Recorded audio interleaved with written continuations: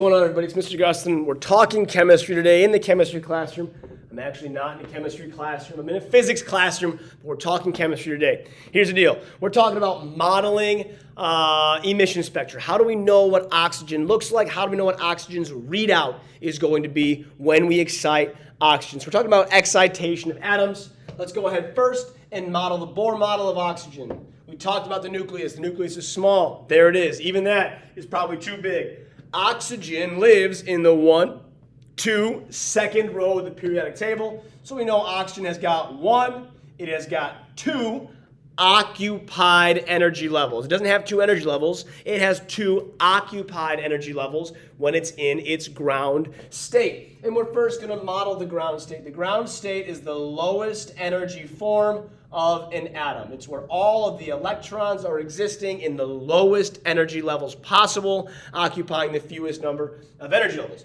We always talk about where the nucleus, this is going to have 8 protons because we're dealing with oxygen 16. It's also going to have 8 neutrons. It's going to have 1, 2 electrons on its innermost energy level. That's the maximum we can have on the innermost energy level. And then we're going to go ahead and show it having 1, 2, 3, 4, 5, and 6 electrons in the second energy level. And we're going to model it this way just to show what happens when we do expose oxygen to some form of energy. Okay? So we're here in the ground state. We're going to go ahead and expose oxygen to energy. Either heat, maybe it's electricity, energy. And when we do expose it to energy, the electrons in the atom go ahead and start to dance around. And when they dance around with enough energy, they actually move from lower energy levels to higher unoccupied energy levels. And when they move up there, we move from what's called the ground state through a process known as absorption. I probably spelled that wrong. And excitation. And when it does that, this atom now moves electrons from their ground state, 1, 2, 3, 4, 5, to one of the higher unoccupied energy levels. And based on the amount of energy that is absorbed, I'm going to lower these blinds. Based on the amount of energy that is absorbed, we see electrons jump to higher and higher energy levels. If only a little energy is absorbed, that electron that was living here might jump to the 3rd energy level. We would call that excitation to the 3rd energy level. And then immediately what happens after it moves or is excited, it absorbs energy. Once it moves up here, I'm talking at the speed of light, right? As soon as it gets up there, it turns around and falls back down to the ground state in a process known as emission and relaxation.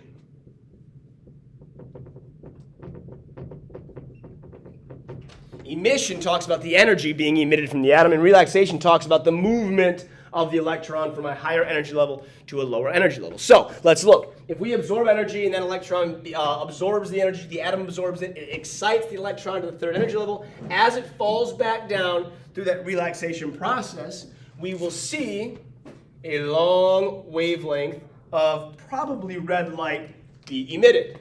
Red light is not very high energy. It's longer wavelength than all of our other visible colors. So we see this.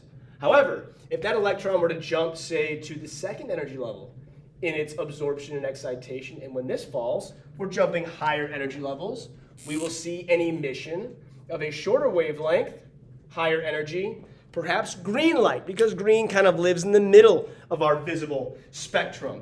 And you're asking yourself, I don't necessarily have a purple marker, but what if that electron jumped all the way up here to say the 4th, 5th, 6th energy level in its excitation process and then relax? Well, if it does this, we're going to see an even higher, an even shorter wavelength, higher energy color be emitted. And this is where we're going to get colors like blue. I'm sorry, I should model that differently.